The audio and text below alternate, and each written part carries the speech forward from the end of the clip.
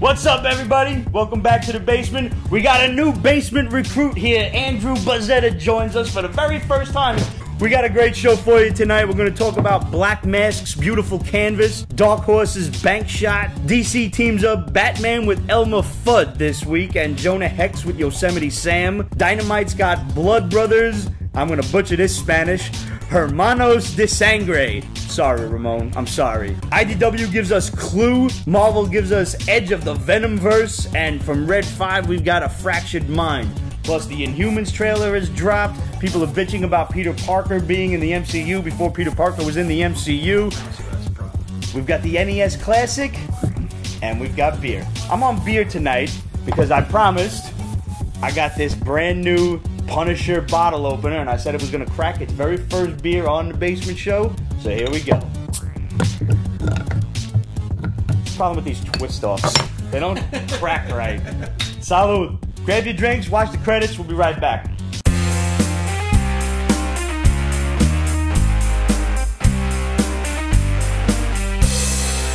So, Cuz, welcome to the show. Hey. This is it. This is where the magic happens. This is where the magic happens. I've seen it from behind the cameras. Yes. Back in. That's right. You were in the studio audience I was in the studio at one point. Once. Yes. And since we were talking about it before the cameras officially started rolling, you are humbly invited to the Pete's Basement 500th episode, which will be about a year from now. Can't wait for that either. And you're welcome to join in if you like. It's probably going to be a drunken mess. Not as much of a drunken mess as last year, because last year was a drunken fucking mess. Can't believe that. Yo, there was buckets around for people to throw up in. There was the sink. There was people fucking passing out on the couch. It was messy. I can't. That's just... See, this is the problem. Is Ramon makes really tough questions, and if you get the answer wrong, you have to drink. So a lot of people got shit wrong, but they thought that it was a good idea to pregame before the show started. Can't do that. No. No. You got the tough questions for Ramon. He's a fucking dick. No, he's a dick when it comes to questions like that. He's asking shit like you never even heard of the characters. I don't remember them because I was drunk. No good. No good. So we'll have to get Ramon in here and like wise him up a little bit, and maybe he'll have to come up with something a little bit more people can play along. Yeah, so guys, Ramon's out this week. I thought the show was going to be on Friday this past week, and then I was reminded of stuff that I was obligated to do and whatnot, so here we are on Thursday.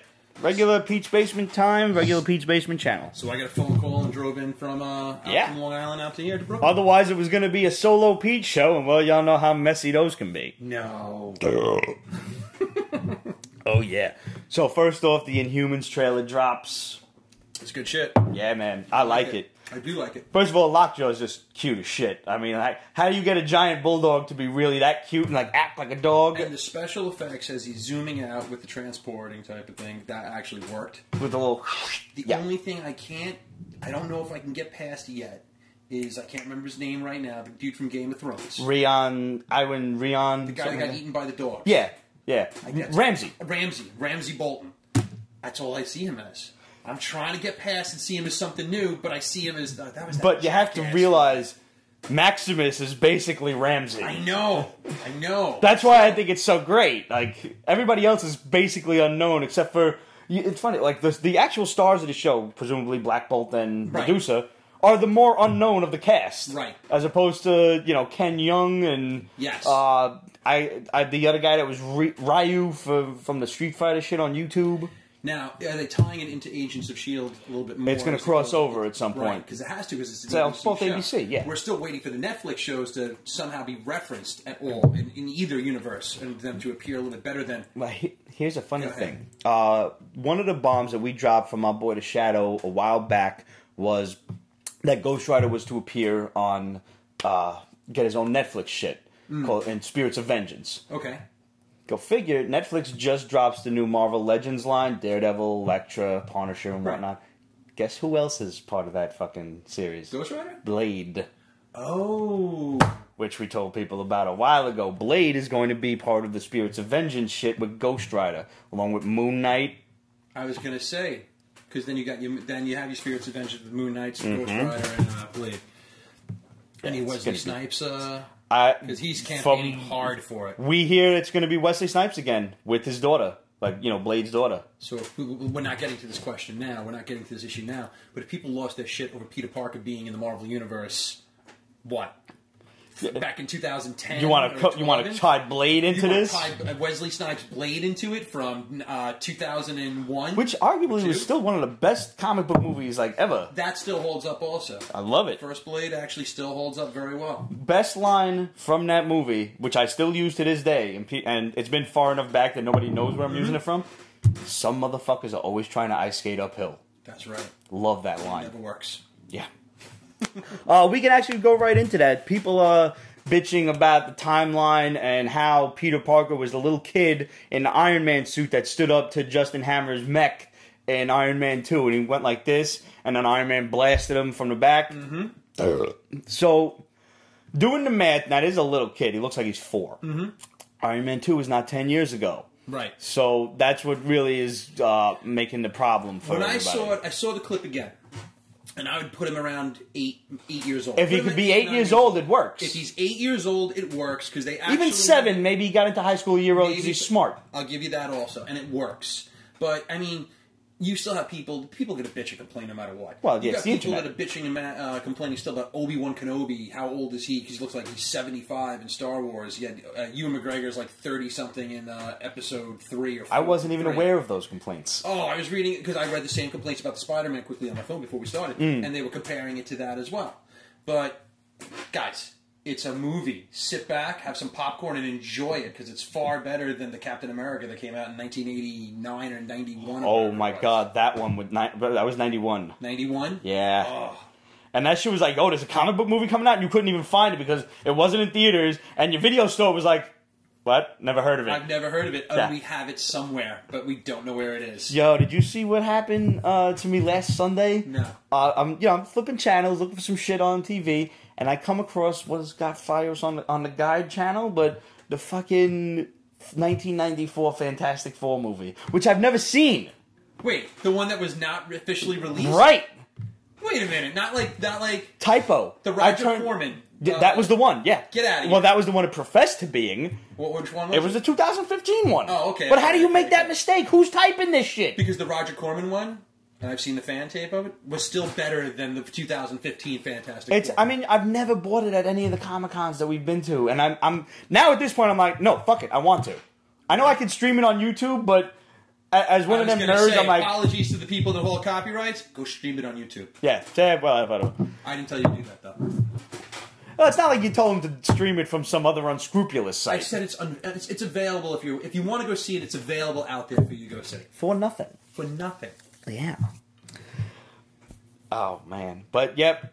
So that happened, and you're absolutely right. Just leave it the fuck alone and go watch the movie and sit back. You're Spider-Man in the Marvel Universe, and you're complaining.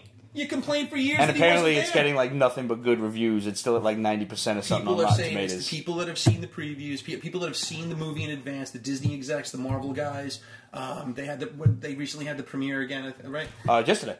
Yeah, they're nothing but great reviews. To see the dude from Gotham, the kid that plays the Joker, showed up in a red suit. You know what they did say though? That's supposed to be Ned Leeds, the guy holding the Death Star when he sneaks back into his room. Yeah, Ned's in it somewhere. Because there's a lot of speculation, something going on with the Hobgoblin. Like they're going to somehow, I don't know how they're going to make that kid be the Hobgoblin. He does not look like Hobgoblin material. But Hobgoblin was always kind of a bit of a wuss. The first one was really cool when they changed it up around like 289. When they had no idea who they wanted to make the fucking actual identity of the Hobgoblin. Roger Stern. Kingsley, Roderick Kingsley. Roderick Kingsley. And where did I pull that fucking name out of? Yeah, and who was Stern was writing it at the time. Yeah, and he wanted somebody else, and they basically parted ways with Marvel, and they had to tie up loose ends. And they made it Ned Leeds in that Wolverine. In the Wolverine vs. Spider-Man. Wolverine. But they didn't make it Roderick Kingsley until way later on down the line, and everybody was like, they couldn't wait to see who it was, and like, Kingsley? Who the fuck is this guy? I had to Google it. But now here's the thing: Sony seems to want to do. Marvel seems to want Sony to do something different. I would imagine. So I think they're going to finally break away from like the Garfield movies were drifting towards Norman Osborn. Him making an appearance as the Green Goblin. He was in the shadows and everything. He was always in the shadows. I think that Marvel's going to keep that. I think that we're going to get a Hobgoblin before we get a Green Goblin in the MCU. I think that's what we're going to get. Interesting. I mean, I don't think that's the way to go, but I see where they would want to go that way because, all the villains that have been used in the Spidey films so far, and, nobody wants to see a Green Goblin again because, we got that from the first one, and I still find myself explaining how we have a new Spider-Man 5 movies later. I mean, you would think people get it by now, but they don't. Favorite Spider-Man villain in the movie so far? Doc Ock. Doc Ock? I'll raise a beer to that one. And Alfred Molina, that was Alfred Molina, I've yet to see Keaton, and I hear he's great too. But as of now, Ock, Molina. Spider-Man or Spider-Man 2? 2. Subway scene is amazing? Yep. Absolutely. Still not totally thrilled that train was just randomly going through New York City, but whatever. And just heading toward the East River for no reason. It's the High Line. Yeah. The High Line before there was a park. Yeah, right? Yeah. If y'all don't know about the High Line Park in New York City, it used to be a freight train line back in the 20s, and then it was derelict for years and years, decades. Up until about the 1950s and early 60s, that thing was still going. Yeah. Yeah. And then it was derelict for like 30 years. Then they realized the rich people don't want to hear trains literally right outside their windows. Yeah, they didn't know that. Yeah. We actually had one of the questions this week. Outbreak66 says, who do you guys want to see as the main villain that hasn't been on the big screen yet in the next Spider-Man movie, and what actor or actress would you want to see? Oh.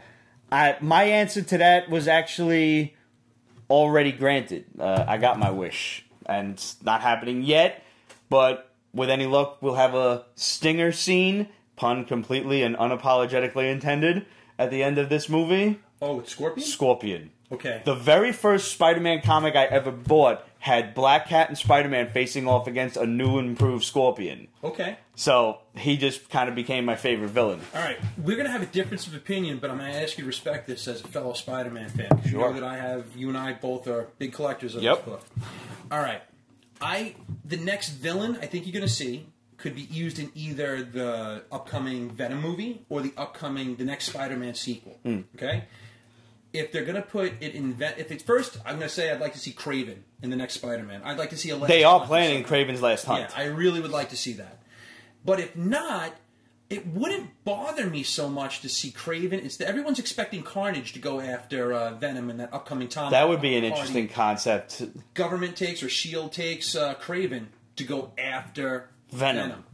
Because no one can hunt the animal like Kraven can. That's an interesting... Yeah, that's a cool concept. And if they're not going to use Tom Hardy as Venom in the next Spider-Man movie, do you make Carnage Spider-Man's Joker? Interesting. Because let's clear this up, first of all, for everybody, because there's been some contention over the course of the last week or so. That's for you, big guy. So the consensus now is... Venom is connected to Spider-Man. It is in the MCU, but do not expect any sort of crossovers. And you raised a good point because they probably don't want to waste Andrew Garfield. Listen to me, Tom Holland's contract on guest appearances. Yeah. So you may catch a mention of something that happened in Spider-Man, and vice versa. Maybe in an Avengers movie or something, you catch a mention of something, or things that happen will affect things that happen in the other movies. Because the contracts are getting expensive. Yeah. They paid, Downey Jr. made $5 million per day.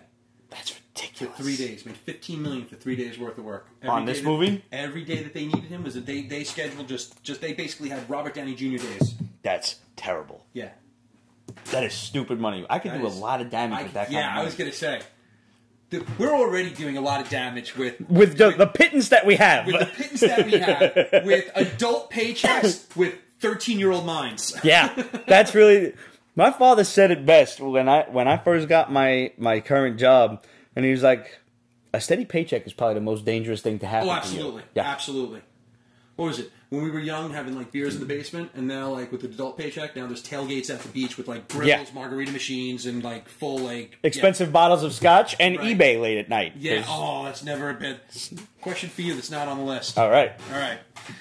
You're out with a bunch of people. Yeah. You go home. Hide your credit card. What is the one thing that has showed up at your doorstep that you forgot you ordered? Okay, all right. I might have to think about that. Shit. Because I got a good one. All right, let's hear yours. Because I have a bad memory to begin with, so chances are I forgot I even own it. If anyone on the CGC boards is watching this, I've told this story before, so bear with me. Came home, and I don't remember much after that. Woke up next morning, and I thought life was great. About a week later, I come home from work and see a box about half the size of this desk on my doorstep. I have no idea what the hell this thing is. So I carry it inside. It's like, I open it up. I get inside, and I stare at it. The Lego Death Star. I came home, and then it dawned on me, I came home, and I saw like an email. I must have checked my email and said, just released. You need this. And it was a $400 Lego set that I said, you need this. Yeah, you do. So I was faced with an option. Return it? No. I built the shit out of that. And it still is on a giant shelf in my house now. Yeah. Oh, my God. I mean, I wish the Star Destroyer wasn't $2,000. I'd fucking own that thing in a heartbeat. That's what it went up in value for. This thing, that thing was originally like $350. This thing sits on my desk after it's built. It's to here, this tall. I don't even know what the hell to do with it, but it looks damn cool. But the Star Destroyer was like this. Oh, that's right, because it was on. It was like on the platforms. And it was like this, and you open it up, had all the bounty hunters in. So now, what is your? And now it can't be a comic. We're talking about something that's like the Holy Grail. Yeah, like you know, what, I'm not going to be stupid. I'm not going to lie. I've done a couple of late night purchases like on eBay, but this was the one where I was totally. What is in that box? Like it was. The box was big enough to hold a small child. I was like, what did I order? I don't know if I've ever actually ordered one, but I've definitely woken up to things in my watch list that I could not possibly afford. But like, you can almost afford it if you were treating yourself, kind of thing. And you're like, man, I'm glad I didn't hit the buy it now on that. Like if you decided not to pay car insurance and risk it for 12 months. Yeah, like one of those. Yeah. It's like, oh, I've got $1,500 this week lying around. Right. I don't. And you and I have made some. Oh yeah, no, we've done stupid shit like that in the past. We've done where you've just like, no, I can afford that this time. We're like, you know what? I want to see if the bidding goes higher, and you wind up winning it. Yeah. Yeah. Oh, I've definitely had a few of those. Like, any minute now, I'll be outbid. No, congratulations, you won. I had one of those the other night on Heritage. Like, well, I'm not going out for the next month. Yeah, I'll be home. Everyone else is going out. I'll be home watching other people win other auctions. Clutching your comic book and enjoy. Comic book. Yes. But there is one thing that I've never owned when I was a kid that I want now. And my buddy owned it. And contrary to what everybody out there is probably thinking, it is not the flag. Because I wanted it. Every kid wanted it, but I didn't have room for it. Can you say the Defiant or the Terradome? The Terradome is up there. But I always wanted the glow-in-the-dark Sky Striker from the Night Force. The Night Force one? The Night Boomer. The black and the red, the bright highlights. Oh, yeah. Oh, that thing was sick. Yeah. That thing because I want to get that shit, and that's like $400 or $500 for a 100% complete one. And I want to get a Cobra Raven, and I want to hang him from fucking fishing line from the basement ceiling. Oh. You know what? We can make that happen. Yeah, I think that might have to happen. We can make that happen. But I refuse to get the Joe Con redo. Really? Yeah. Because there's some merits to that. Is there? Yes, there is. Because I had one Joe vehicle that was redone. Like, but is it with the new figures, with the slightly taller ones? They took the molds and they retooled them and they made them out of a less brittle plastic. So the one Joe vehicle I had that I had as a kid, but I sold it. And I was like, I really wanted it. I put it on my shelf. Was the Tomahawk? The double plane with lift ticket. But the rotors always broke. So when they remade it, they made it so that the rotors, they instantly click out. And they made it so that if you bang into it, it doesn't snap into a dozen pieces. Because that's what happened with... that shit was ready to split in half at any moment. Right, it's that ABS brittle plastic. That's why all the G.I. Joes don't have thumbs or crotches. Not because of like... all of my Joe, the rubber inside, they explode. That deteriorated also. The new ones have a better joint. Yeah. No. We can make that happen. There was a con special. That has that. All right. We're going to have to do that. We're going to have to take a look at that. Well, this is a comic book show after all, so I guess it's time we talk about Edge of the Venomverse, which started this week. Now, if you remember Spider-Verse from about a year or so ago... Yeah, you're going to have to update me. I got my summer reading. Spider-Verse was, all of the different Spider-Men from all of the different universes coming together to defeat this threat whose names I can't really remember. We're going over questions also. Cool. Right. It was like Moreland and his family, the Inheritors, I think they were, and they were killing spiders throughout the multiverse. Right. Really a much better story than I ever expected it to be. I agree with that. Venomverse, not so much. Really? At least not yet. At this point, we just see an X-23 of some sort get infected with the Venom symbiote, which happens to be in the same Weapon X facility. So it sounds like it's almost like a Marvel Zombies type of thing? It's Marvel Zombies with Venoms. Basically, each different universe has someone new infected with the symbiote. So we've read this story before. We've totally read this story before. I don't know where it's going. I don't know who the villain is. I don't know if it's going to be a bunch of Carnages running around through the multiverse, or a bunch of Spider-Men, evil Spider-Men, different multiverse. I don't know. Is it under slot editing, or is no? It's totally separate. Thank God, yeah. Okay. I mean, I'm sure we're going to have our crossovers and everything in the 900 Spider books and whatnot, and maybe even some more. But that's why they were doing all of these different variant covers lately. And odd place to start, which was X-23, but I'm buying the issues because I remember what happened with fucking Spider-Gwen. Oh, yeah. I was like, oh, that's an instant $120 book out of nowhere. And Silk. Yeah. By the way, we've got a confirmation that Silk is in Homecoming. Get out of here. Yep. Cindy Moon is in the movie. Get out of here. I forget the actress who's playing her. Glad I bought a couple of ASM4s. Yeah. We actually told you guys that several months ago, but if anybody wanted to listen to us, then you should always believe it. I still never got my Spider-Gwen. I got a reason for that, though. Never got one? I only have my original one. All right. You and I are Golden Age and Silver Age collectors. Pretty much. Okay. We also... Oddly enough, we can't afford Bronze Age.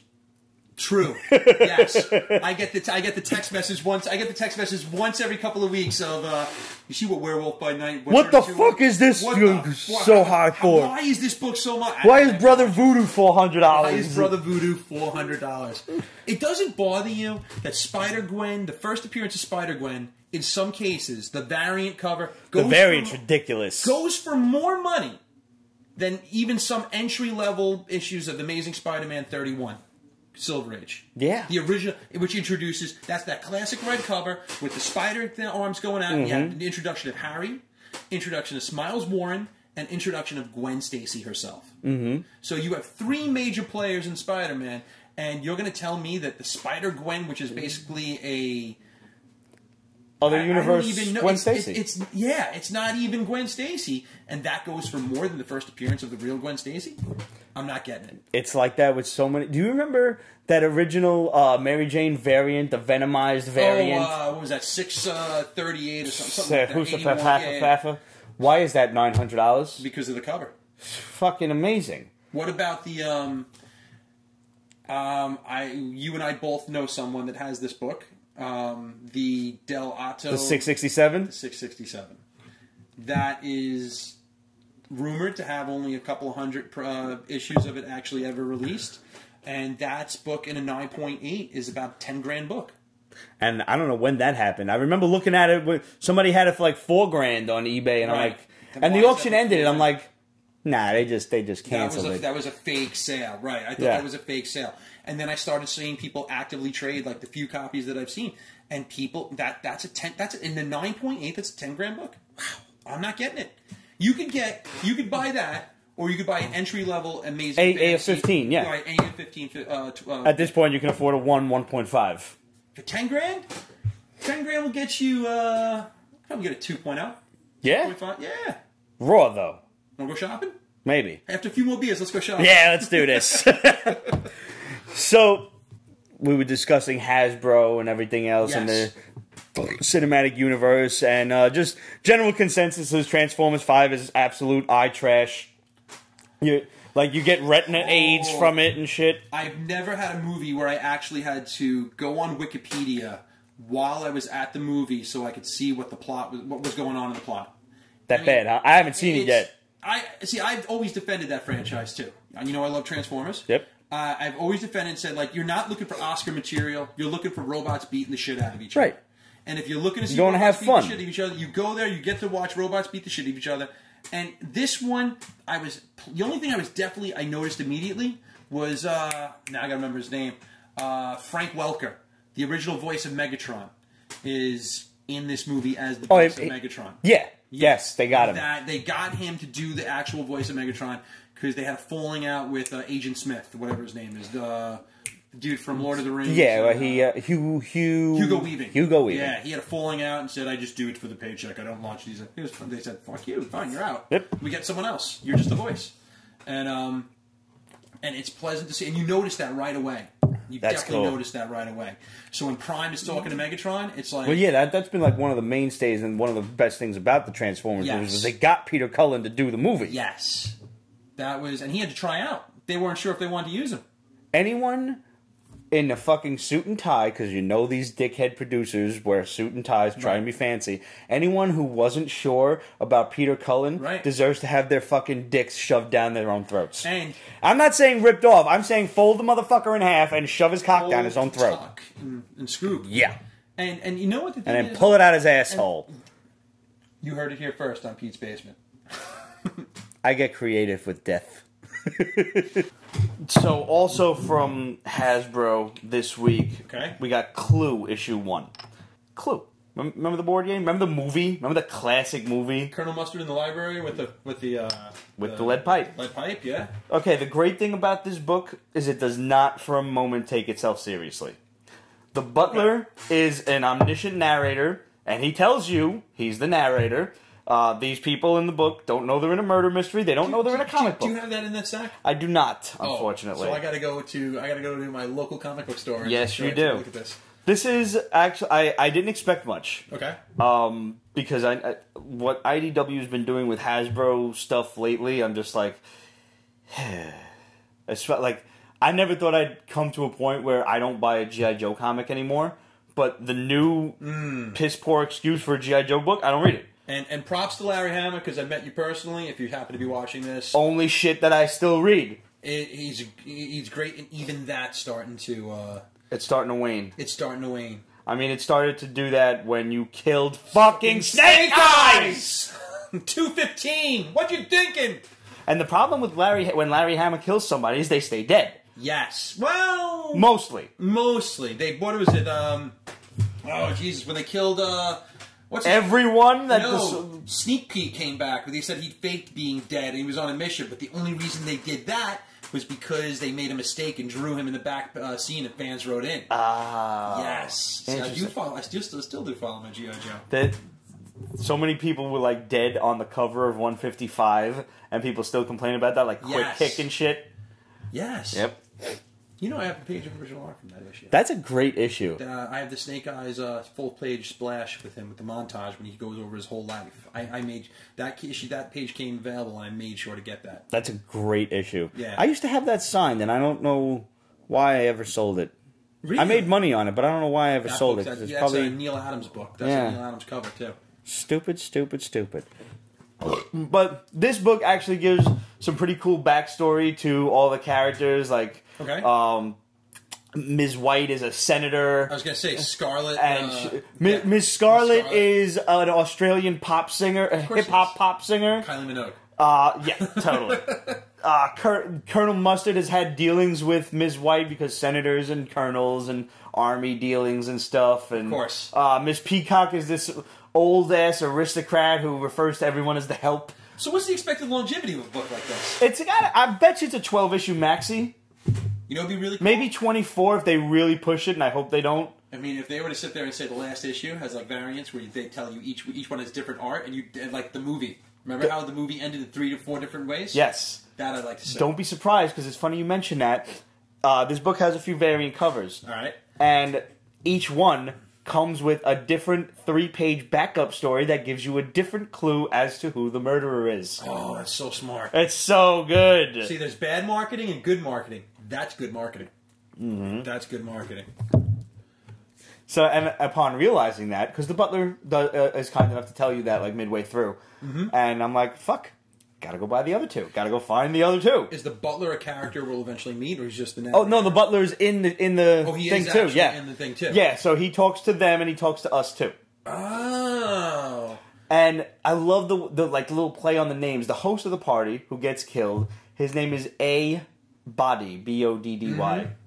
So it's like, you know, it's those little... All right, I can see this being interesting. I totally had no faith in this book, and I had a lot of fun reading it. This is a lot... All right. Guaranteed, it already sounds better than half the stuff that's coming out every week. Oh god, there were some winners. And who's IDW? IDW. I wonder if they got a contract with Marvel that they have to produce now books, at least some type of miniseries to promote everything in this shared universe and everything. Because they have ROM coming out again. Right. They have Micronauts, G.I. Joe, Transformers. You got two different series of G.I. Joe plus whatever miniseries. Mm-hmm. They have the Transformers, which was the continuance of the Generation 1.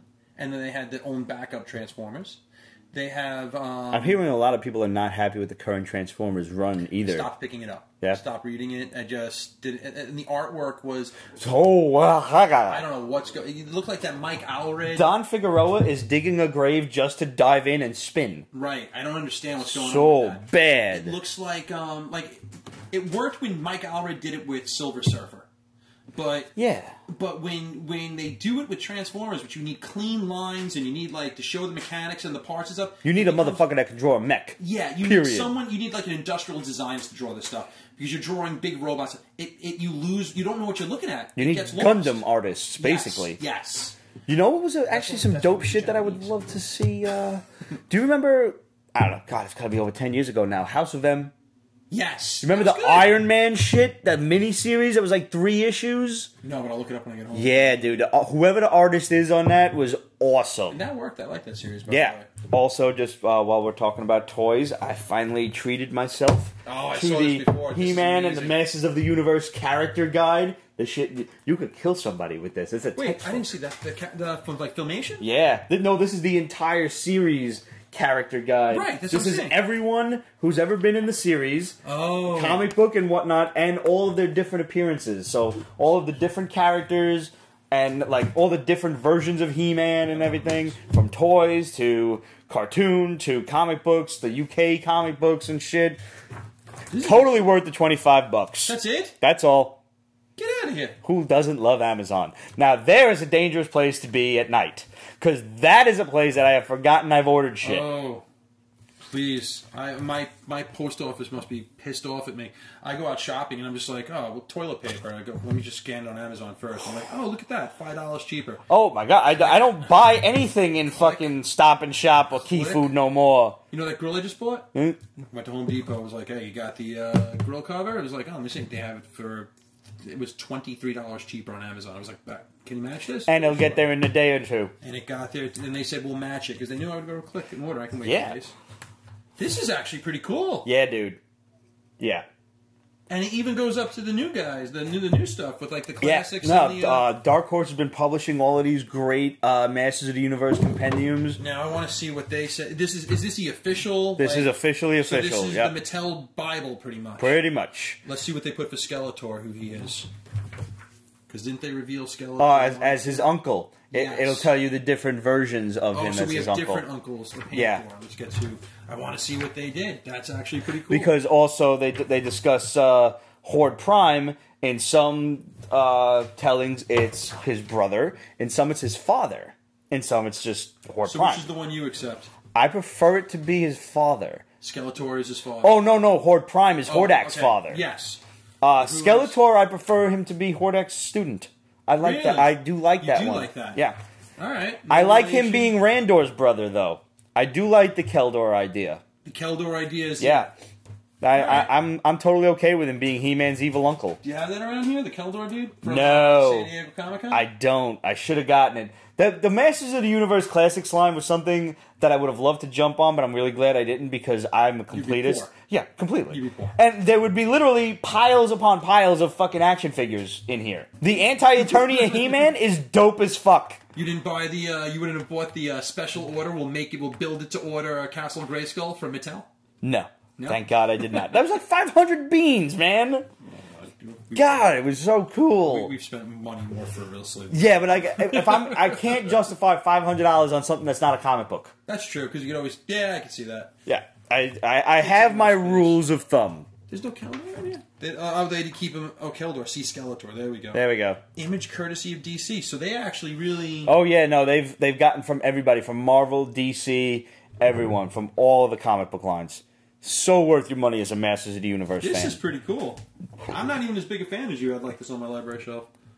Dark Horse did this, too. Interesting. Here's another great book I'll tell you about that you should pick up. From Fabian Rangel Jr. I hope I'm saying his name right.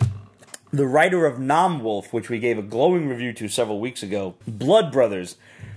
Hermanos de Sangre. I'm sorry, I'm white. I did the best I could. It's not really the best I could, but I'm not going to roll my R's, and I'm not going to try to do good and fuck it up so you motherfuckers can make fun of me worse. Say it with flair, like Sangre.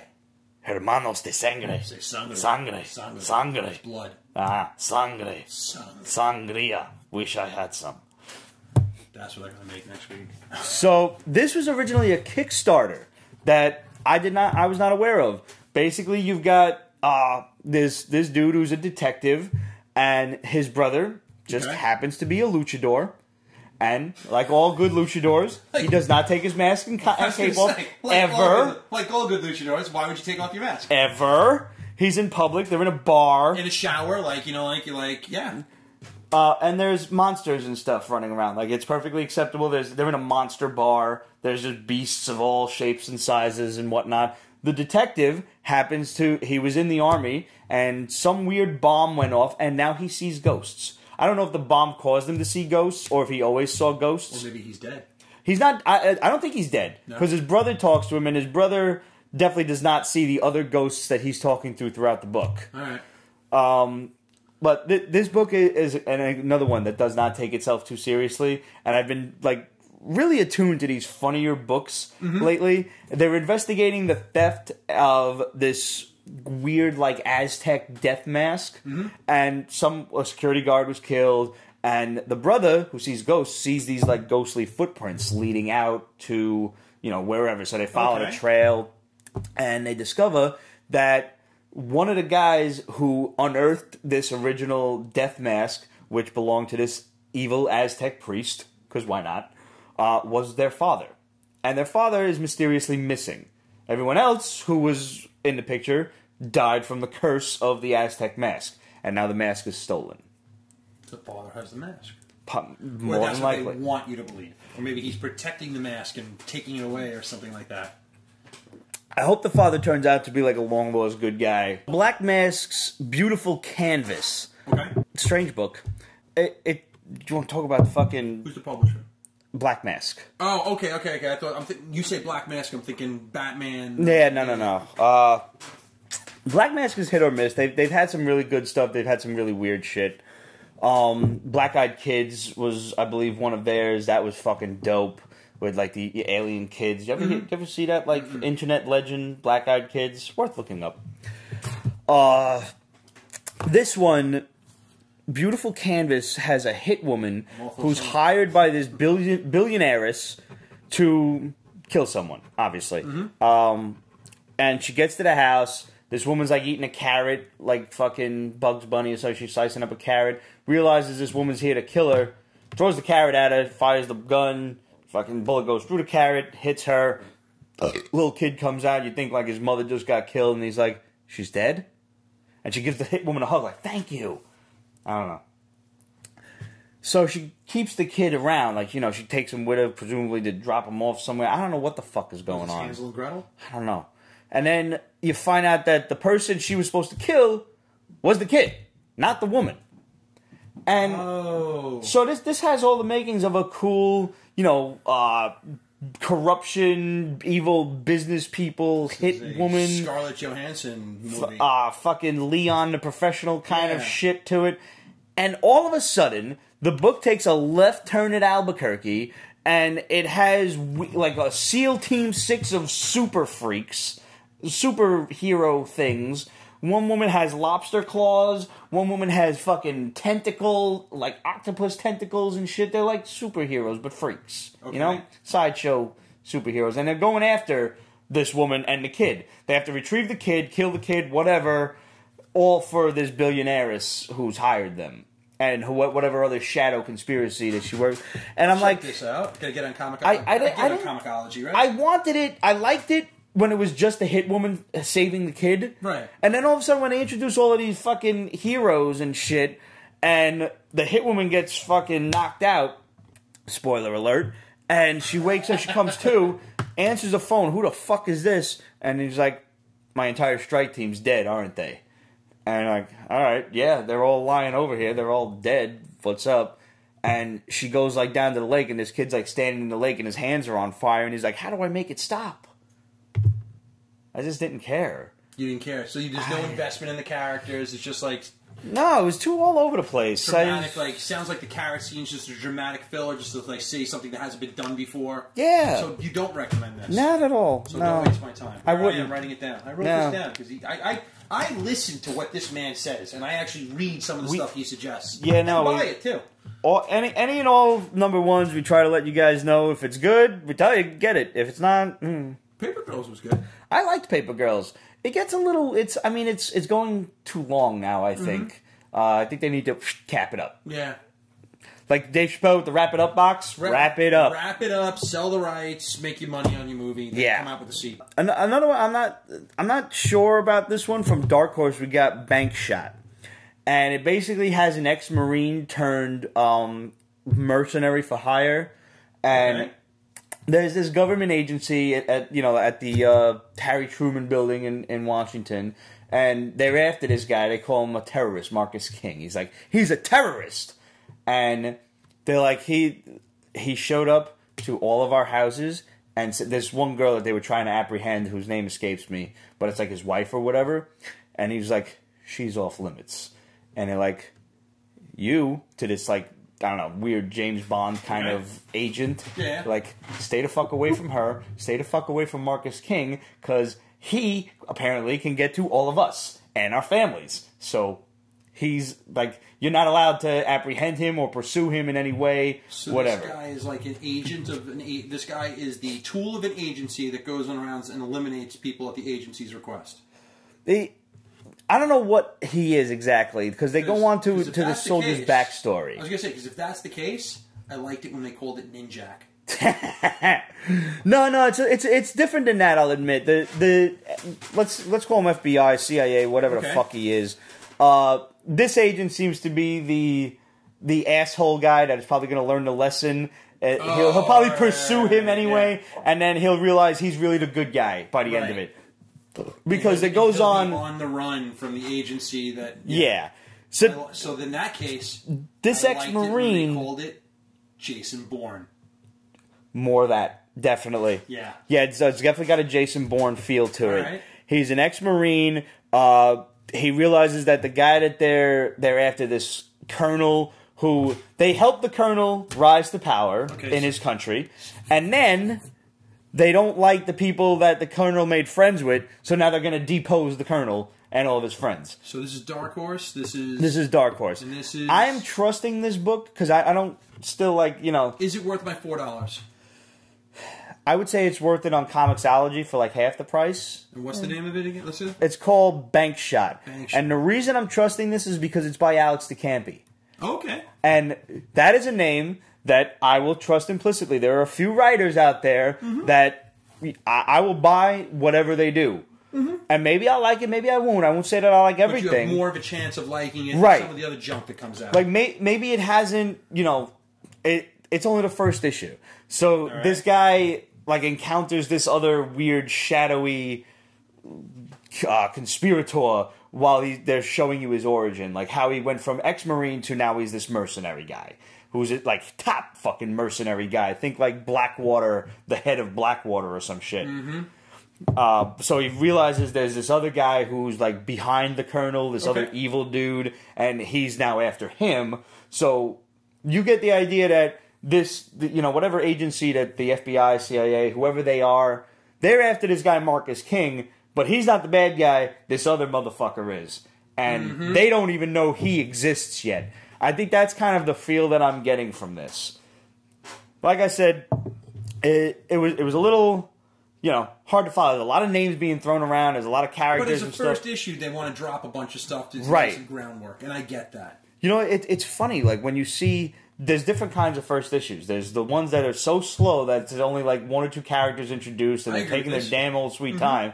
And then there's the other ones that there's 1,000 characters. Here you go. Here's everybody. I love throwing you questions because God knows when I'm going to come back. Okay. And then there's the ones that fucking start in the middle of the story. What's your best first issue? What you said, I agree with what you say. There's ones that drop too many characters at the beginning. You have no idea what the hell's going on because it's too busy. Right. Then you have ones you're like, this is busy. This is definitely busy. Then when you get to the other ones, it's like, well, when are we actually going to find out what this is really about? Seriously. What is which number one have you ever read that was the perfect mix for you? Ooh, that is a tough question, and for a guy with a very bad memory, that's a tough one. Fuck. And it doesn't have to be a number one. It could be like if you say Tech 27, that counts as a number one. Right. You know what I mean? Yeah, I get. The introduction of like how the book changed, whatever. Okay, I'm just gonna re-reference from last week, Shirtless Bear Fighter, because I don't know if I've said it enough, but I'm gonna re-quote my own ass from last week. This may be one of the finest pieces of literature of our generation. Shirtless Bear Hunter? Shirtless Bear Fighter. This is how I'm going to be... This is so worth your money. Oh, God. It's so fucking irreverent. You don't even know where it's coming from. It's out of this world. I have to put... I got to tell the guy, I can't put in new Windows this week. Why can't you install new Windows? I got to buy Shirtless Bear Fighter. And I'm like, all right, that's what I got to do. Guy's walking around with a giant cock that they censored the entire issue. Jesus Christ. Yeah, man, he's probably got nothing to do with this. For the record, I was going to say, like, Fantastic Four #1. I was going to say maybe Action Comics #1. Did you see the really cool Jack Kirby 100th anniversary thing that Alex Ross drew? No. Oh, it's so nice. It's like, it basically makes Jack Kirby look like a new god kind of thing. So do I Google this? Is it up there? Yeah, you could probably search Jack Kirby 100. It's going to be a poster or print at SDCC, of course, at Alex Ross's booth. Which brings us to a great question from librarian Kate. Yes. It's really funny that the first time you're on the show, we have so many relevant questions to you. Yeah, this is actually pretty interesting. Like it just like when universes like combine and shit, and the world goes the way you expect it to. You showed me the questions before the show, and this is all for people that don't know. This is the first time here, but he and I text each other all this stuff back and forth. Like, yo, did you see this SDCC shit? Like, oh man. Yeah, literally, we text each other everything please, everything. The fucking Soundwave iPod. You got one of those, right? I'm getting from like, what was it, a year or two ago or something like that? Whoever Kate is, I appreciate for the follow request on Instagram, which I've been getting a whole bunch of. Whatever gets you tagged me on this. All right, yeah. Yes. Welcome to the big leagues, cuz. All right, wait. Okay. So she said, are there any SDCC exclusives that have caught your eye? Because now they're all starting to drop recently. Yes. I've got a few already.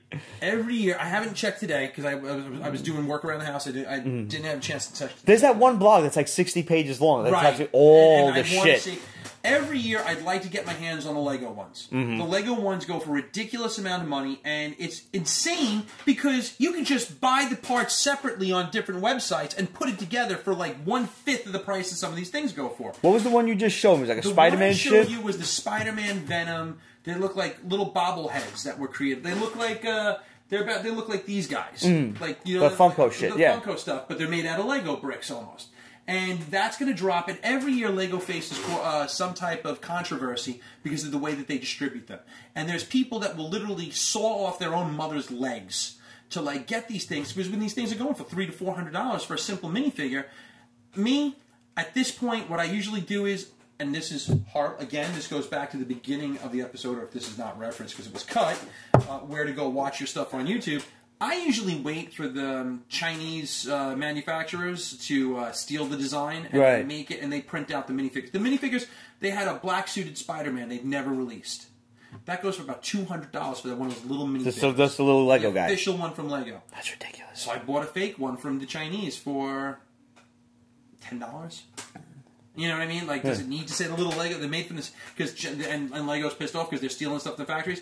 But what I like to see every single year, usually Hasbro comes out with the best. Hasbro is the king of San Diego Comic-Con exclusives. Yes, they are. I haven't even seen what Hasbro's got this year because they've done that G.I. Joe Transformers like combo. Supposedly, I think, and I could be wrong. People will correct me if I'm wrong. It's the internet. They will. They will. Oh, they will. Last year, I think that was supposed to be the very last one. And they were moving in a new direction. Right. But every year they've managed, and they've been the most amazing sets. They pack things. They even take things that like I bought last year. I bought the Micronauts set. Or maybe that was the year before. But I bought like the Micronauts set. I thought with the reissue one, that was an amazing set. They only wanted like $30 for that. Even on the aftermarket, they wanted like $45.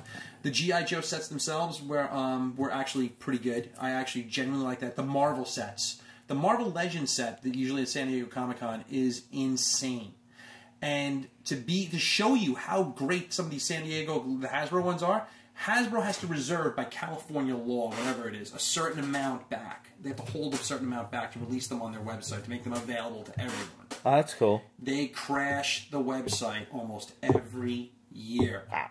There are people that stay home from work that I know of that sit there and they just hit refresh, because they don't announce when it's going on sale. People expect it's usually, rumor has it, Monday, Tuesday. The Transformers ones are usually great. There was one year that they took, what was the last Transformers movie? The fourth one with the Dinobots.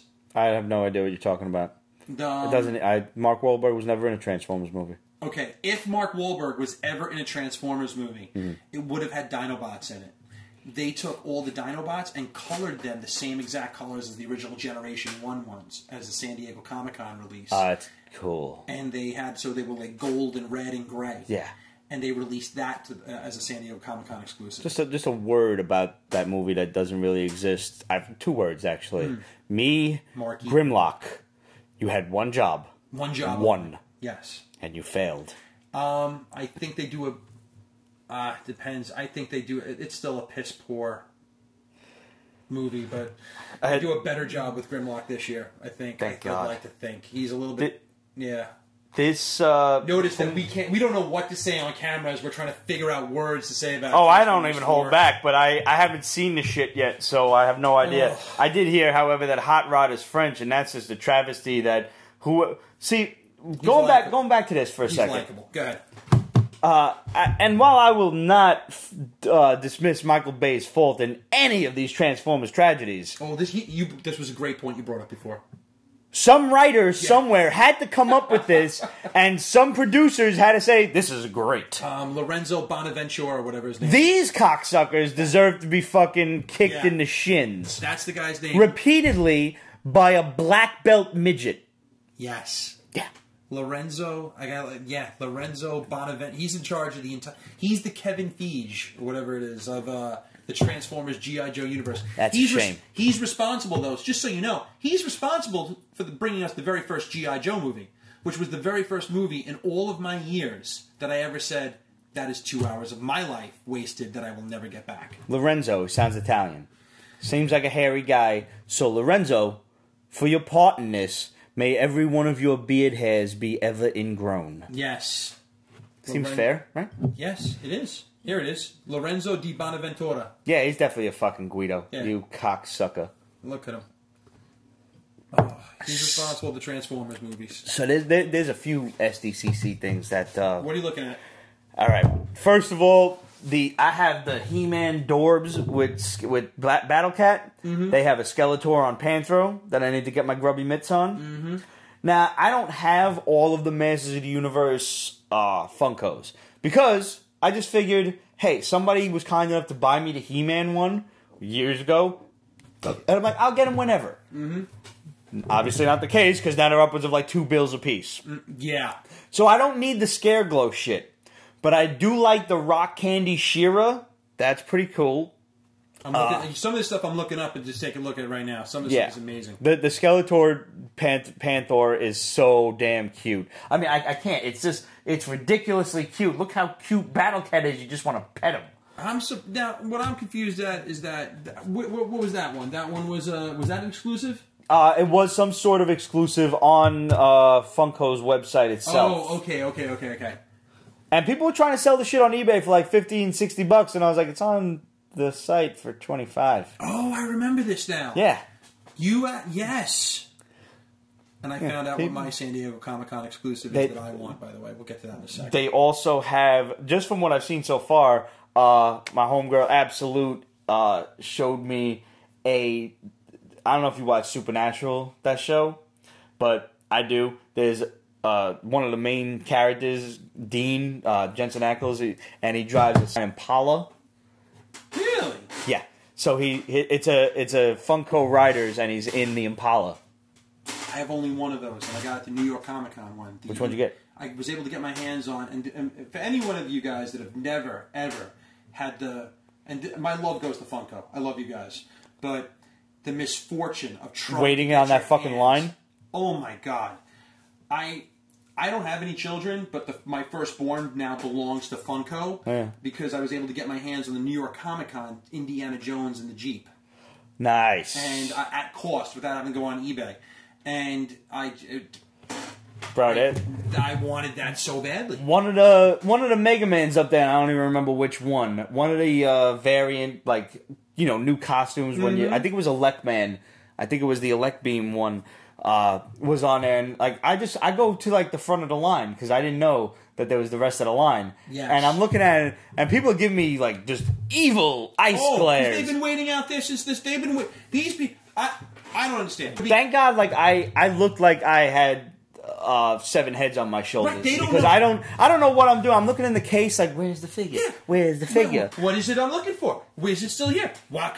And they look at you like, how could you not know that you have to stand on line starting from Hall H, wrap around to J, get here at 8 o'clock in the morning just to get a ticket to see if you're allowed to go buy one of these things? That's how, like, I just turned around and I was like, yo man, where's the end of the line at? And he's like, it's all the way back. Like, I guess like first you take a bus. You had to, because I got to the end of the line and then I realized there was only a break for the opening of the fucking like the portascule, and then there was another set of line, and then another set of line, and another set of line. There was 5 pieces of this line. Have the breaks going in between, and like the one like random Comic-Con dude that's like directing traffic. Yeah. So that shit was like $15 or $20, whatever it was. Let me see that thing. I paid $40 because it's not worth it. The way I look at it, if you waited on this fucking line, you earned your $20. Yeah. Thanks. Yeah. You spent 5 hours on that line for an extra $20. Keep it. The thing I don't want, but there are a lot of people that might want it. You might want this. Remember G.I. Joe had exclusive deals in the early 80s? We're going to show our age. Oh my God, is it a fridge? Please tell me it's a fridge. No, Oh, wait. I did get something in the mail the other day. I'll tell you in a second. G.I. Joe used to get the flag points. They had the deals with other stores and stuff like that. So they have like J.C. Penney's exclusive. They had Sears exclusives. They released something. This is going to look. Actually, the Night Boomer was an old Toys R Us exclusive. Yes, so yes, the entire line was a Toys R Us exclusive. See, you're going to remember this.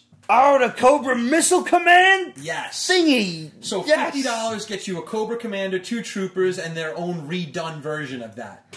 That's cool. That might be now. But the thing I want, I need this. This is where it gets sick, ladies and gentlemen. But it's $90. It's the Land Speeder with Luke, 6-inch Black Series. Oh, that's cool. Yeah, that's really nice looking. I might need that. That's going to probably go for about $200. I might need that. Going back to that while we're on the subject, so what do you figure Funko would charge for like the riders? Like what are they? The riders, I think they were $29.99 at cost. They're already on eBay being sold. The Dean and the Impala, $110. Yeah, I believe that. That's why the Indiana Jones ones I paid $29.99 for it. I think I could be wrong. Maybe $34.99, $29.99 I think it was. And at the time they wanted $200 on it for the New York Comic Con edition. I will wait. Well, look at this. We were talking about this before the show. Yeah, the Stan Lee shit. I had no idea it was worth that much. I bought this for $10. I just walked up and bought it. This is before, and now they want like $125, $150. So ridiculous. And it's cute as all. Somebody bought that for me as a gift. Yeah. And like I can't. The only one I left in the package is the John Bernthal Punisher, because I actually, the next time he's at a con, I want to sign it. You have the picture with him. I had the picture with him. So we had a couple of questions before I get to Book of the Week. Okay. Before I get to Book of the Week, from my boy Relic Lord, have you ever gone back and watched a show you remembered fondly from your youth and then realized it's not at all like you remembered? I just went back and watched the old John Wesley Shipp Flash and completely forgot about the 1930s style theme. This happens to me a lot with cartoons. A lot of cartoons do not hold up. What cartoons don't hold up? Pretty much any of them. That's a lie. There are some episodes of Thundercats that are pretty hokey. All right. There were even some episodes of my beloved Masters of the Universe that are pretty hokey. Well, that was supposed to be a tongue-in-cheek show anyway. True. It was supposed to be, yeah. I can think of some that hold up even today that I can still watch. Do tell. Voltron. Have you ever seen Beast King Go Lion? The Japanese shit? The Japanese Voltron? Of Voltron, yeah. No. Oh, you need to. Yeah? Oh, yeah. But Voltron still holds up. Even the serialized version that we saw in the 80s. Yeah? Yeah, oh, absolutely. Because it's anime. Yeah, they kill people left and right. Killing people left and right. They're like, yeah, you need to see the Japanese version. I know. There is an episode...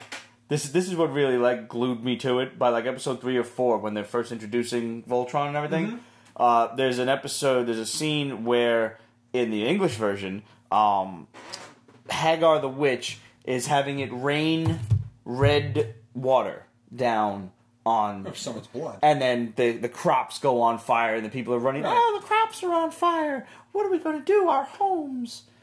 Well, and by the way, that's actually, if you've never seen Voltron, that's a pretty decent voice. You're saying that, and I'm imagining a little kid in the field going like, "What are we going to do?" Yeah. Yeah, no, you're absolutely right. In the Japanese version, it was blood that turned to fire, and the people were not running from the fire; they were being engulfed in it. Yes. See now, but you gotta understand something. Like, there's certain writing styles today. We've advanced with our writing styles. Let's put it this way. Yes, the general themes of let's go back to our beloved Spider-Man, because we know you and I both know every issue. Yep. Inside and out. The Amazing Spider-Man is very hard to read with some of the cultural references and everything else they were trying to get through. Like, hey man, what's going on? You dig it? Like, as Peter Parker's on his little Vespa motor scooter going through, like, and when you get to like the issue 70s in the Romita Lee run, and he's like riding around like that, I'm like, oh, this is so. I recently reread some of it. I was like, this is pretty bad. Yeah. But like once they start, I think Marvel gets its gist when they get into like the mid 80s, and you start having that like from 252 to like 300 still holds up. And I think that's the same with a lot of these cartoons. They wrote it for a different audience for that time, not thinking people were going to watch this 30 years later. Bro, I still reference all of the shit from G.I. Joe. Oh. And like the cultural references of that time when they introduced the October Guard, and Gung Ho turns around and says, "Never trust a Ruski." Yeah, no one's going to get that today. Well, let's see. You can't even make that reference today. No one 10 years younger than us is going to get that today. Yep. That's the way that goes. But I think the general themes still work. Oh, yeah. Like, there's very few things I think that are timeless. Like, Indiana Jones is still timeless. Yes. I actually just got finished watching them not too long ago. They were all over, I don't know if it was FX or whatever, with commercials, but whatever. I watched them. I'm like, fuck yeah, dude, Indiana Jones is on? And even, I apologize. Chilled monkey blades. Yeah, even Kingdom of the Crystal Skull, it still holds up as... You can still watch it, and it's still... People think it was a horrendous movie, but we've seen so much worse. It's the worst Indiana Jones movie. Yeah, but it's still an Indiana Jones movie. It's still a great movie. Yeah. But it still holds up. You can still watch it and not be lost in hokiness, I guess you'd say. I got one for you. I got a good one for you. Transformers the movie. Still, to this day, I love. It still holds up. Yeah. They made that movie. We actually, Librarian Kate had asked us about doing a possible Pete's Basement Extra, a review of that movie. Because I want to be on that. I think you should. Yeah. I was traumatized. I cried my eyes out in the fucking theater. Optimus Prime died? Are you fucking kidding me? You got to see it in the theater? Yeah, I did. My mom wouldn't take us. Really? Oh, that's a shame. She was like, I think she found out that they killed Optimus Prime, and she didn't want us to like see that. Or so, I don't know what they did. And this is a mother that took us to go see Bambi. And she didn't want us to go see that. We were not allowed to see Transformers the movie. And they changed, what was it? They changed G.I. Joe. G.I. Joe. I was just about to ask you. I'm glad you said it. Because little American kids were pussies, and they cried at Optimus Prime, so they were gonna kill Duke in G.I. Joe the movie, and that's why there's no showing him, but at the end they're like, hey, Doc just called. They're just panning across the Joes, and they're like, Doc just called. Duke's gonna be A-okay. Yay! And they all raise their arms. Yeah, no, that was not part of the script. Here's the question for you. How old were you when Transformers came out?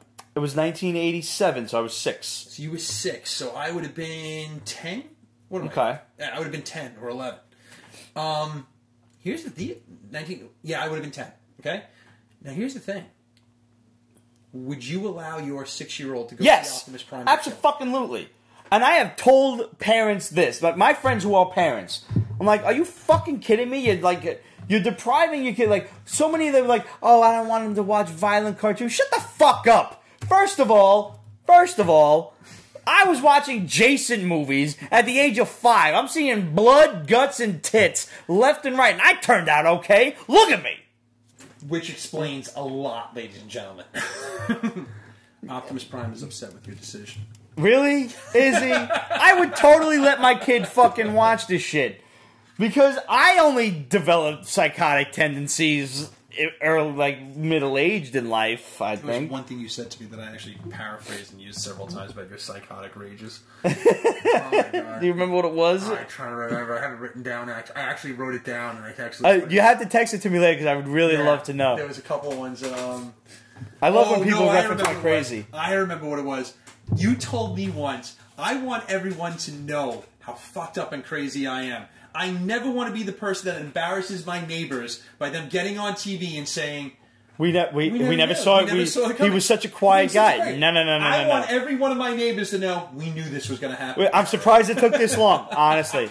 It's fucking nuts. I was like, that was the funniest shit I've ever heard. That was actually really good. I wasn't kidding. I actually threw that in the memory bank.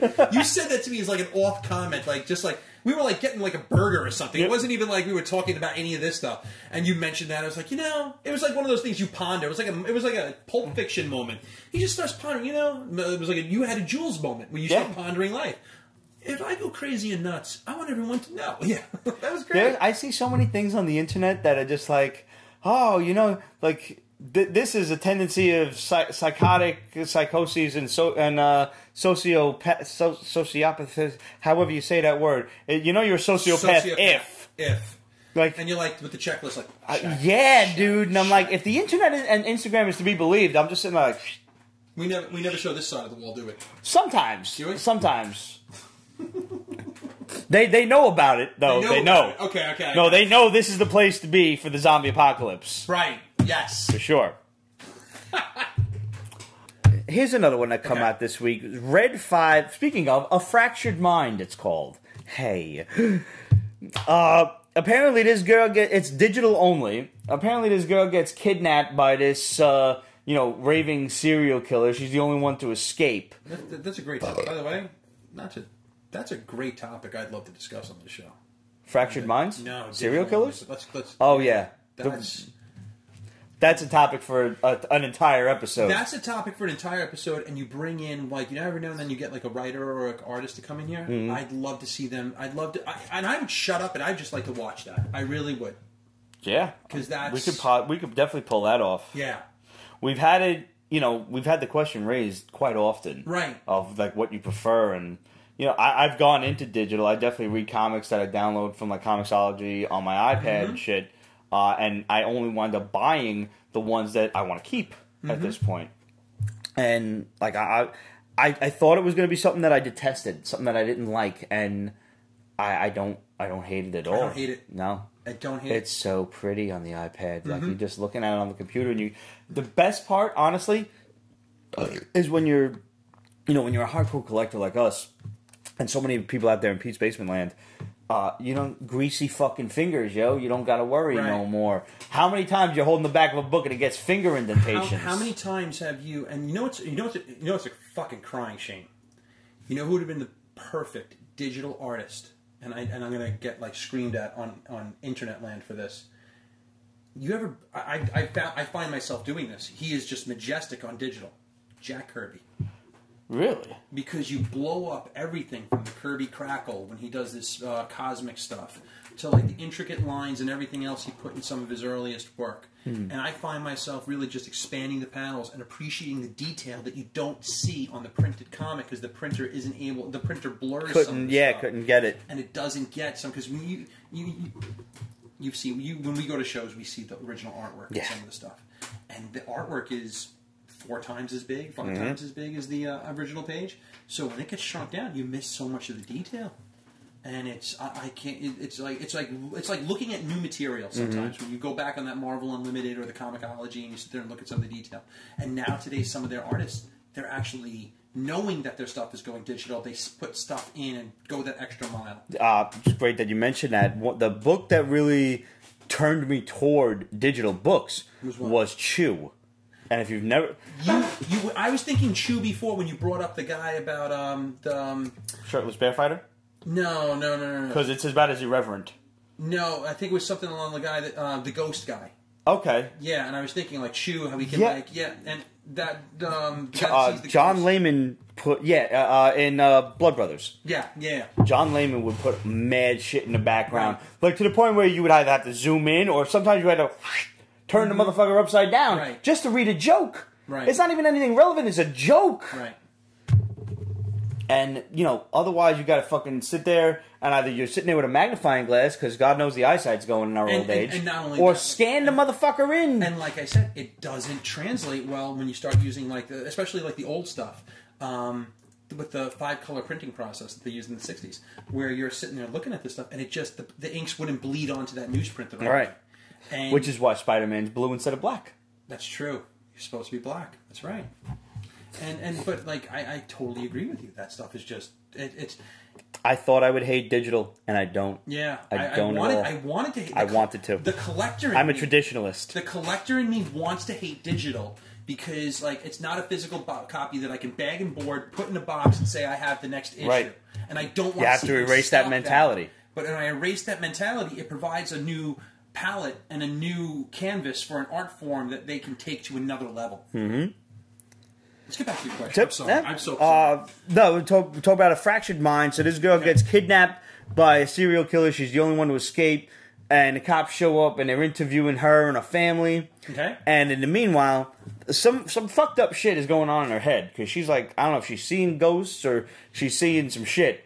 But she's like, in her head, she's stuck in this forest or something. And then her eyes glow red. And she throttles her nurse, just bloodies her, rips her intestines out and shit. As they say in this neighborhood, things happen. Interesting story, why is she going crazy? Artwork could have been better. So, I saved the best for last.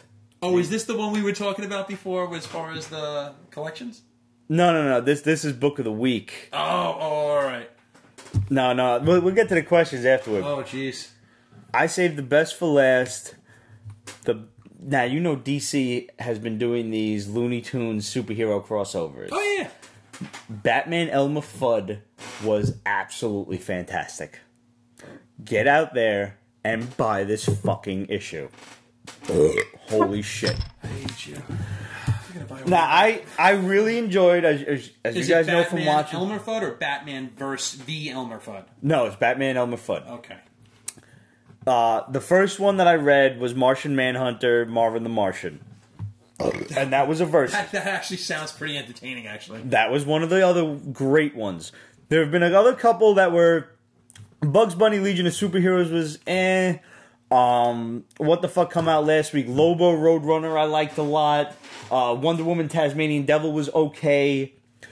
Also this week was Jonah Hex Yosemite Sam, which was okay.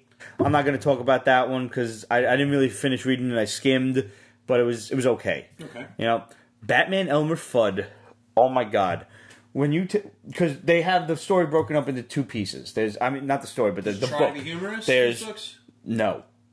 So they try to take it seriously. The first story is serious, DC style. The second story is humorous, Looney Tunes style. So this is like Punisher meets Archie Andrews. Yeah. Okay. This is Elmer Fudd with a wisp as an assassin. And he's going into a bar called Porky's. And he's looking for Bugs the Bunny. who's like a fucking mafia guy. Is he drawn like... I haven't seen these. He's drawn... I knew about this. If you can imagine Looney Tunes hyper-realistic... That's what I'm saying. Like, he's a kind of short fellow. Maybe he's about 5'2". But he's drawn big, like a... bald guy. Yeah. His head is basically the same size as Batman's head. Yeah. Like, it's not... Okay. Yeah, but he's just... It's got a... He's got... You ever see just somebody who's got a big dome? Right. Yeah, that's what he's got. I've heard. Yeah. No, big. Like, big. Oh, like Brainiac. Like, yeah, no, like, you... I mean, you kind of look like... You've got a normal-sized head, and if you put a hat on, it might be like a pinhead. You know, what are you, like a 7 1/8? I don't even know. I'm be curious to know. This is a size, just large. Yeah. Extra large. No, you got to get like a good baseball cap, and really we got to find out your size. We'll go shopping. So he's got a big fucking head, and he's got a regular face, and he goes into Porky's, and Porky's is run by like, you ever just see a guy with a pushed up kind of nose? Like that's just the way he's... Yes. And that's Porky's the bartender. Bugs is this buck-toothed, skinny looking mafia guy who's eating carrots. And he's like, "What's up, Doc?" And he's an assassin. But he's not like gray. He's a human being. And all the best part about this book is all the other people in the bar. From Taz being like this big biker guy to fucking Foghorn Leghorn being like this black dude is a card shark. I gotta check this shit out. Oh, this is a fucking great book. And Elma is there because he's jacked up. No, like Taz, like... Get the Wonder Woman book for that. Pete Sinurka Taz. like Taz, the color commentator from SmackDown. And he was dating Silver St. Cloud. And somebody killed her. Bugs the Bunny killed her, so he came to kill Bugs. He's got a shotgun in his trench coat. And he's like, "I'm here to kill you." and he's like, "Well, what if I gave you a name? What if I gave you the person who wanted me to kill her?" And he's like, "That will buy you some time." And they write the list perfectly. And he's like, "Why, but that would buy you some time." Bruce Wayne. He's like, "Bruce Wayne." So then fucking, like, you know, obviously Batman gets into this when he comes and kills Bruce Wayne, shoots him in the chest. What kills me is that they're going to make money off of this that's going to justify a toy line that I'm going to see at Toys R Us with an Elmer Fudd, but they're not going to be stupid and do the Elmer Fudd like as a human, like you said, like a realistic Elmer. Right, they're going to do the cartoon version. They're going to do the cartoon version packaged with Batman, and they're going to think that's going to sell. But the same people that passed Transformers 4 and 5 are the same people that are going to make those toys, and they're going to think it's going to sell. And it's not. Kids are going to walk in and go, "What the fuck is this?" I had, of all of the DC, Looney Tunes crossovers, this was the book I probably had the least amount of faith in because it was the best. So far, it's the fucking best one. With Martian Manhunter, Marvin the Martian being a close second. And where are you reading all this on Comixology? Yeah. I got to reactivate so that. I got to fucking reactivate good. my account. You guys have got to get this book. It's so fucking good. So, on another subject altogether, the SNES Classic was announced this week, debuting September 29th. You and I discussed this privately already. We've got Super Mario World, Link to the Past, Super Castlevania, Mario Kart, Street Fighter 2, Final Fantasy 3, Star Fox, and the legendary Star Fox 2, among many others. Yes. Donkey Kong Country. Mega Man X. Yes. Fuck you, Nintendo. You're on my shit list for canceling the NES Classic. Now, how many of these are you going to make? You're going to make a fucking 100 and then cancel them because the Switch isn't doing so good? Fuck you, assholes. Sega just released all of their shit on mobile for free. And you want me to spend fucking $90 or $80, whatever it was, $20 more than, I got Phantasy Star and Altered Beast so far. Phantasy Star any good? Phantasy Star's great. I gotta play Phantasy. I downloaded Sonic. The controls are hard. You sent me the thing with the actual thing that makes the controller. I gotta get one of them too. Looks like a Game Gear. It's like $20. It slaps on the sides, operates with Bluetooth. We'll get those. But I agree. I can't get an SNES Classic because I wanted the NES Classic and I refused to pay exorbitant prices on eBay. How does it feel? They say they're going to release something, and you look at it and you already realize I will never get this. I'm being fleeced already, and not because I don't have the money. I will never get this because it will never be available to me. Yeah. That's annoying. Yo, one of my good friends was like, "Yo, bro, just wait online with me the day of the release, like, and you know you'll get one." And I'm like, "Promise with that? I have a job. We have jobs." Oh my god! Can you imagine me telling my bosses, they go like this, Yeah, I gotta take off. So Death in the family, hospital, medical appointment? Nah, bro, Nintendo. I gotta get Nintendo. You'll be fired the next day. I'll be fired the next day. Next thing, we do that, next thing you know, we're waiting online for sneakers. Yeah. My boy is an accomplished freelance artist. So he gets these off hours because he makes his own hours. Own hours, right. And God bless you for that. But fuck. And the release date is September 29th. I'm off these months in the summer. Right. I can't even do it. I mean, like, you and I both have had a thing over the years. Like, I see this, like, oh, I'm here. I'll get this if you need it. Like, I'm still waiting for the Larry Hama. The action figure? Yeah. I have no word on that, but I laid out that. Like, I don't even have the opportunity. You don't even have the opportunity. Forget about getting one for each other. We can't even get one for ourselves. I know. It's fucking ridiculous. It's the word. Is it to build up hype? I don't get it. Because you know what? People aren't getting it. They should have continued it until people no longer wanted it. Yeah. So I got two questions here that I found, like, screenshots of. Okay. So I don't remember who asked them. So they're probably from, like, maybe a couple of weeks ago. One is, I want to see some of your favorite covers that you guys own so you can post images on screen since I'm sure no one wants to bring their books with them to the table. Oh, I would have brought some of my books to the table. So, you know what? I'm going to start a thing on the Pete's Basement Instagram called, like, PB Favorite Covers or PBFG, something like that. Some fucking simple-ass Instagram. I have one on my phone right now. My all-time favorite is Amazing Spider-Man 23. 23? The Goblin cover? The Goblin cover where he's swinging upside down. Yeah. And the web, I think that is the perfect cover. That is, honestly, to God, my favorite Spider-Man cover. Okay. What's yours? And that's Spider-Man. I have other favorite covers. Sure, yeah, no, I mean, there are so many great covers out there. Honestly, it's one of the newer ones, and it's not like a totally personal thing to me, but it was, and I forget what actual issue it is, but Return of the Sinister Six Battle Royal. When it's like Spidey, and he's like got a hand or two up, and they're all the purple cover. No. Eric Larson. That's like 330. It's Eric Larson for sure. Yeah. I thought the purple cover was when he was being strangled by Doc Ock. Oh, the issue before that, where he's like, cover. And it's all Hobgoblin instead of Kraven, because Kraven was dead. Kraven was dead at the point. And they're all like attacking Spidey. I don't know. I like that one. Yeah, I do. See, you say favorite covers. You want to know what instantly pops into my head? And this is going old for anyone out there. Batman 20. The Batmobile popping through the cover. That's the first cover appearance of the Batmobile. First cover appearance. Like, I mean, and I'm only saying, this is kind of strange. These are the books I've gone out and chased after because I think they look amazing, like in the CGC cases, framed and everything. But Batman 20 pops into my head immediately. I'm totally in love with. I think it's Superman. I can't forget which issue. It's 14 or 15. It's not the one with the eagle. It's the one that looks like the Max Fleischer one where he's punching the lightning bolt that's coming from the observatory. Yeah. Okay. That one immediately strikes into my mind. And these, I could easily mention like Tech 27 or Action Comics #1, but I want to go covers that like are not out of the norm that people know. The Neil Adams cover, and I don't remember what number it was. The 232, I think. No, that's the Ra's al Ghul one. That's the Ra's al Ghul. 234 is 227, the one over the castle. The Demon of Gothos Manor homage. Yeah, 227.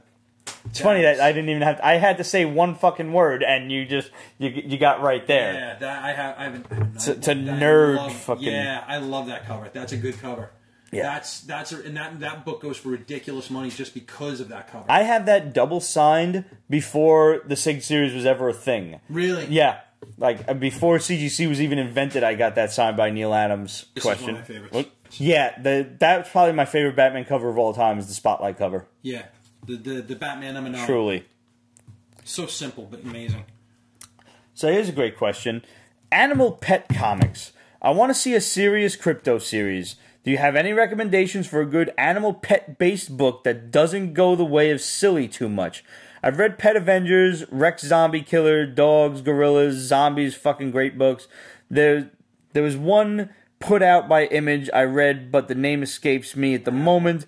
I know Pets and Animals won't hold in for an ongoing, but a good mini is needed. Some of the standalone crypto stories in Superman are awesome. I got one. I got two great answers for that. Go. I forget the writer. It's either Ennis or Millar. I think it's Ennis. I'm pretty sure it's Ennis. Ennis wrote about the apocalypse and the pets that survived the apocalypse trying to group together and dealing with society. And I remember one. I thumbed through it. I read it and I put it down. And as soon as you bring it up, I remember it. I'm listening. I'm just looking up there for the book that I have in mind. But keep going. Okay, I remember the one scene. It's like they see a dog that has like radioactive poisoning from drinking the water. Mm-hmm. And the dog is warning them, don't drink the water. And there's a conversation between the two of them, and it's like pets dealing with the world after the apocalypse. And it treated everything very seriously. That's cool. And it was, I'm pretty sure it was Ennis. I love, and I think it's Brian K. Vaughan, Pride of Baghdad. There is not a single shred of dialogue in this book. And it's beasts like, lions and tigers and bears, oh my, from the Baghdad Zoo that escape after a bombing. And it's like you said, how they survive. And it is an amazing graphic novel. And I think that's where you're going to lean towards because, we've seen anthropomorphic pets where like they decide like, oh, everything's happy and wonderful, the Disney versions and stuff like this. But when you start getting to this area, that's where people are more interesting. It's like we already have seen everything we can see about zombies, the apocalypse, how the world, end of times. But what happens to our dogs and cats? And I think that's where people get the emotional attachment. They sit there and say like, oh shit, let's see what they think. And what goes through their brain? Because we'd love to know what happens in our dog's brain. Yeah. It's not just like... Scientists have wasted hundreds of thousands of dollars to find out if dogs can talk. Money that they could give to us. Another great book from Aftershock Comics is Animosity, where all of a sudden the animals went through something called the waking, and now they can talk. They think and talk just like people. Really? Oh, yeah. And it's fucked up. It's very fucked up. I'm really making a list of books I need to read this summer. What is this called? Animosity. Animosity. Who writes this? Oh, God, I don't remember the woman's name. But it's from Aftershock Comics. Okay. Some comments on YouTube from the bagging and boarding bad boy. Joe Pesci would make an amazing villain in any superhero movie. Absolutely. I can't disagree with that. Monk NYC said, great show. You guys got me reading comics again. It's been 20 years. Shirtless Bear Fighter was awesome. Thanks again. Salud. I'm almost out of beer. Ronnie. Should I get another one? Bagging Boarding Bad Boy once again. I buy a lot of books. I would love to go back to newsprint and get my books much cheaper. That was a discussion we had on a previous show. Oh, really? Yeah. What do you think? Yeah, I would do it. I'm okay with newsprint. Fuck it. Yeah. Yeah. Once again, I reiterate how odd it is that we get these questions when you're on the program. One of my fellow paisans, Absolute asks, I'm in a completely random mood, and since I went out with my brother before, I'm curious, what's better, gelato or ice cream? What's your favorite flavor? First of all, gelato is always better than ice cream. It's like super ice cream. Really? Like, I love gelato. Depends what ice cream you're talking about. There's some ice cream that's really fucking good. There's some really good chocolate gelato is like I've yet to find. Chocolate gelato is good, but there's some Haagen-Dazs shit that's really out there. And let's talk about that Ben and Jerry shit. Sometimes that's so. Ben and Jerry's is on a class on its own. That's what I'm saying. Like they just have hybrid mixtures that I'm pretty sure they put heroin in there. I'm not talking about like your Ben. I'm not talking about like your Friendly's Baskin Robbins stuff. I mean like Carvel. Come on, you can't. Carvel? I haven't had a good Carvel. I haven't been to Carvel in quite some time. Well, you're coming up the island this weekend, so she also asks, does the Shadow have any news about Ragnarok? Like, is there going to be a new trailer at some point? I'm sick of seeing stuff about Infinity War and nothing about Thor. Unfortunately, I don't have my phone with me to have the Shadow answer that, but I'm sure he's been fucking texting me left and right, and I'll find it afterward. I've heard that Homecoming actually has more of an Infinity War. I would not be surprised. I'm hoping there's like a stinger at the end, something. They're not leading into the next Spider-Man Well, you know, movie. Captain America's in this. somehow. He's in it, and I know he's in. He's in the gym video where like you too But could be in a school athlete. what if he's not just in the gym video? No, he's in the next one supposedly because that's what the rumors have been saying, that they got a Marvel guy for the next the trilogy. And every film of the trilogy is going to have a Marvel guy. So they got Robert Downey Jr. They don't want to pay Marvel Robert Downey Jr. Who knows what he wants? $7.5 million per day for the next movie. So they're bringing Chris Evans.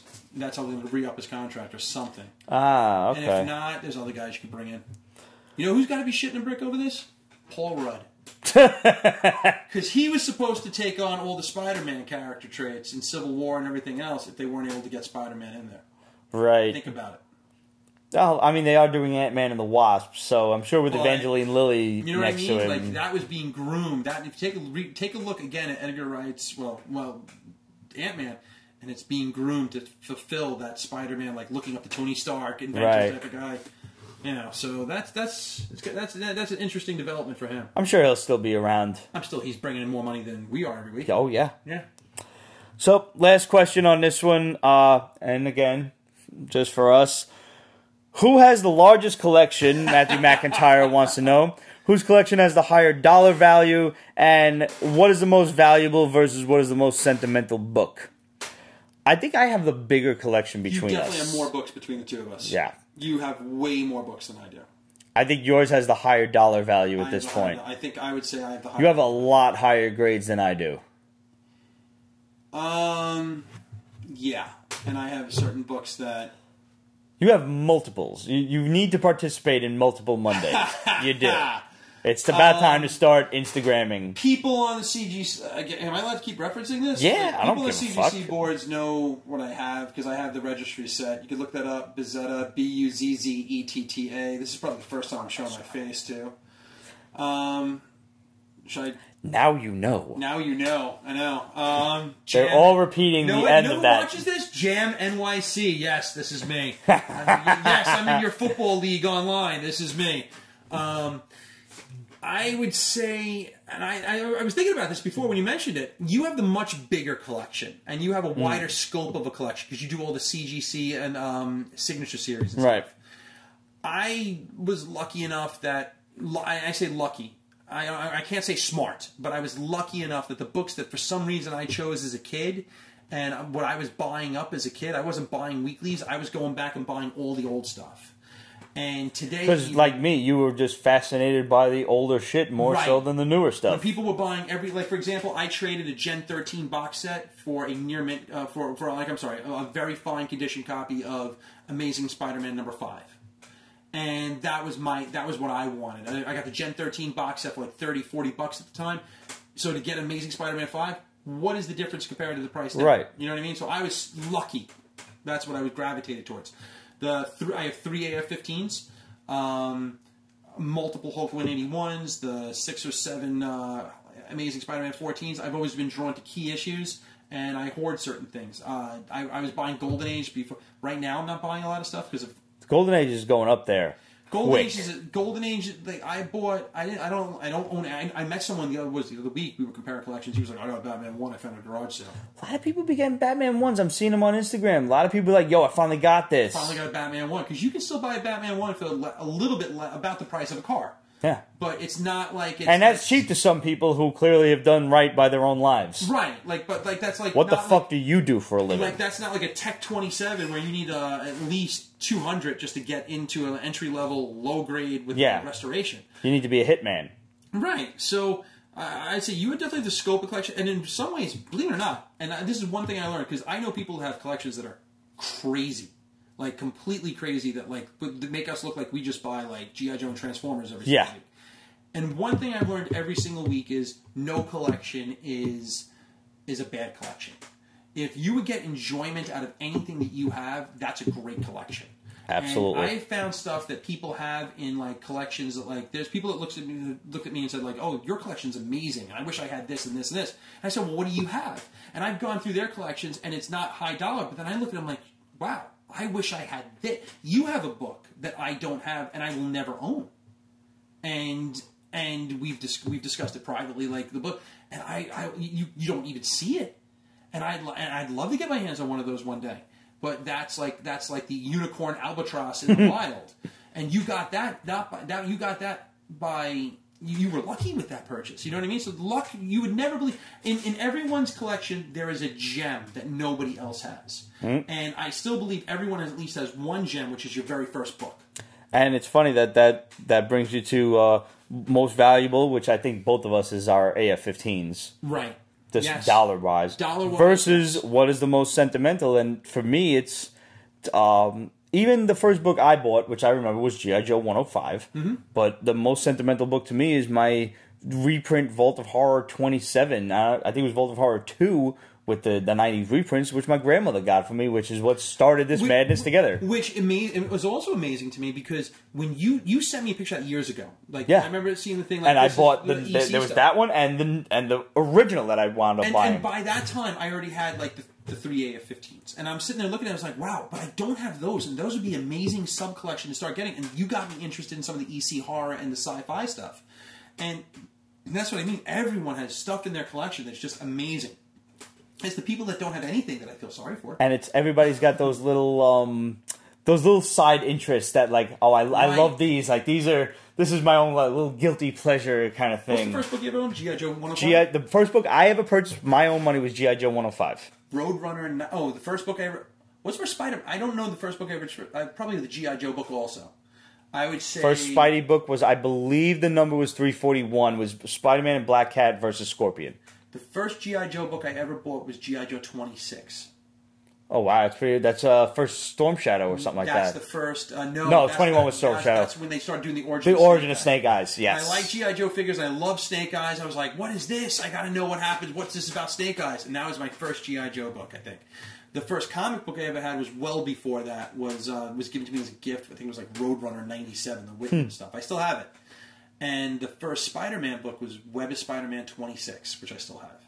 And you always have to keep, like, I don't care what... I've read that Vault of Horror book time and again. Yeah. And it's so beat up, and I'm like, I don't give a fuck. This is mine. As I was moving boxes a couple of days ago, I reread Web 26. And that takes you right back, huh? Yeah. I was like, I remember eating little... This is where we start getting all Italian on you.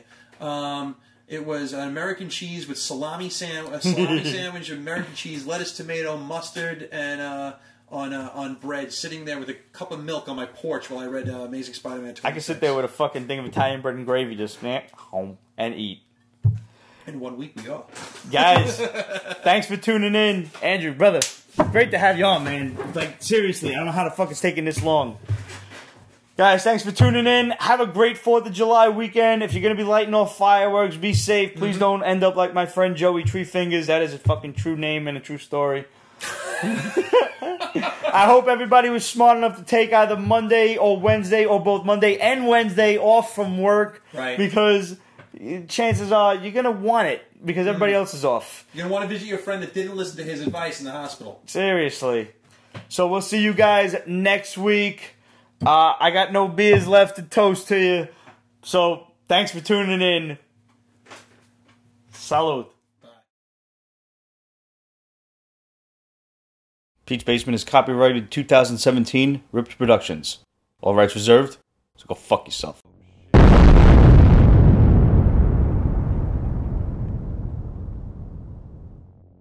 Andrew is a fellow parrot head as well. As well as a Spidey fan.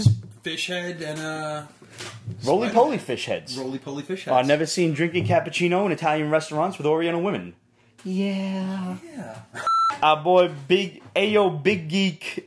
Big Geek on Instagram. Yes. Asked us, he said, not really a question, more like a request. A couple of weeks ago, I did the Irish accent. I did Irish Pete.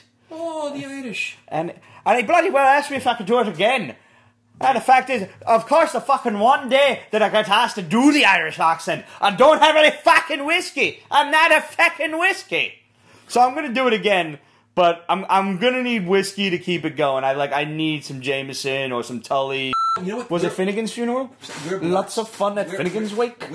Everyone at Ticketmaster who thought that was a good idea should get Malaysian dickworm. Yes, the Malaysian variant, not the Taiwanese or the Bangkok. Right. Ha, Bangkok. Holy sweet vengeful thunder Christ. That was This is why I don't fucking drink beer on the show.